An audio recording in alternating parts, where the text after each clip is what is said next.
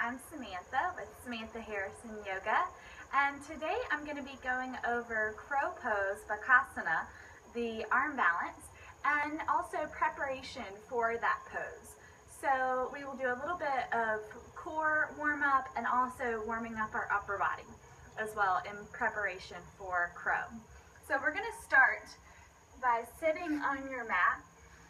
Legs are bent, feet are out in front of you, and then holding on to the back of your legs. Roll your shoulders, squeeze between your shoulder blades and lift your chest up. And then from there, begin to lean back, balancing on your sitting bones. Lift your feet, draw your toes toward you, and press the inner edges of your feet together. And then from there, separate your knees just slightly. Keep your feet pressing together. Bring your arms out in front of you so that your elbows are right out from your shoulders and your wrists are right over your elbows. And then try to draw your knees in so that your knees can come to the back of your arms. Palms are facing away from you. Keep your feet active. And then inhale, lift your chest up. Belly is really strong and engaged here. Now we're going to inhale, lean back, pressing the feet away from you. Exhale, draw in. Try to come back to that position. Inhale and exhale, lifting the chest. Inhale, exhale. And do one more. Inhale, lean back. Exhale, draw in. Good, and then plant your feet down, hip width apart, hands come behind you. Inhale, lift your hips up. And exhale, lower your hips down. And you can do as many of those as you like to warm up. We're going to move on from here. So we're going to come over into tabletop position. Wrist underneath your shoulders, knees underneath your hips. And then from there, extend your left leg out behind you, and then your right leg, so you're in plank pose. Your shoulder blades can kind of come toward each other, but not all the way together on your back. Look a little forward, and then shift forward and back on your toes. And just feel your feet shifting forward and back. And then come down and take a break for a moment. Wiggle out your arms a little bit. And we're going to do that again, except this time we're actually going to bend at the arms, the elbows. So extend the right leg back and the left, look forward, shift forward on your toes, and then inhale, bend your arms, exhale, press up. And when you do that, try to keep looking forward. It's easy to try to let our head drop when we're going down, but try to keep your head, your gaze forward and looking forward. You're going to do that a couple more times. Stretching back, looking forward, shifting forward. Inhale, exhale up. Inhale, exhale up. You can also do this on your knees. Knees behind you, shift your hips forward. Inhale, exhale.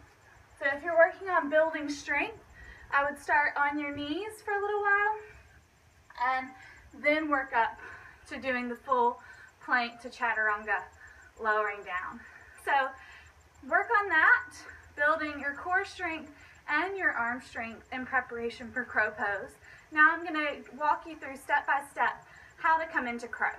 So we're going to start standing up. Bring your feet together, big toes touching, heels touching. Hands come to your hips for a moment. Send your hips back, bend your legs, and then inhale, sweep your arms up. So we're in chair pose. And then keep your feet pressing together, but rock forward and lift your heels up. And then from there, sink down. Keep your heels pressing together. Reach your hands forward. Hi, Beatrix, it's my cat. Just likes to join in. And then try to separate your knees a little bit and bring your knees to the back of your arms. And then begin to scoot your hands a little more forward. Lift your hips up, bending your arms like that push-up we did. Look forward, keep your feet pressing together. And then eventually your feet will just float up as you're rocking forward. And then rocking back. So you might just want to stay here, practicing this, getting a feel for shifting forward. Beatrix. And try not to look down like this, because that can cause you to round and then fall. So try to keep looking forward, even I know it's scary. So maybe even want to put a blanket or a cushion in front of you. I'm outside here on my porch. If I was new to doing this, I wouldn't be doing it out here like on the cement porch. So you could definitely put cushions down. You can also have a friend kind of spot you holding on your shoulders in front of you. So now I'm going to do that again, and I'm going to turn toward you just from a different angle. So again, feet are together, big toes touching, heels touching, sinking the hips back, lifting the heels up, and then sitting down. Heels are still lifted, feet are still touching, reaching my hands out, lifting my heels up more so that my knees can come to the back of my arms. The higher up you can start, the easier it'll make this. And then you're going to begin, watch out, Beatrix. You're going to begin to lean forward, look forward, keep your feet pressing together, and then eventually they'll just float up. And then you rock back down. So have fun practicing crow pose, and it takes a while. So just, take it step by step, work on building your core strength, your arm strength, and then practice with just little baby steps. Maybe you don't even try to get your feet off the floor. Really avoid using momentum or kicking up. Just rock forward enough so that eventually your feet will float. They will come up. So have fun with that. If you're local in Greenville, North Carolina, then I'll be having an arm balance workshop October 10th, Saturday, October 10th from 2 to 4 p.m. at Purple Blossom Yoga Studio downtown.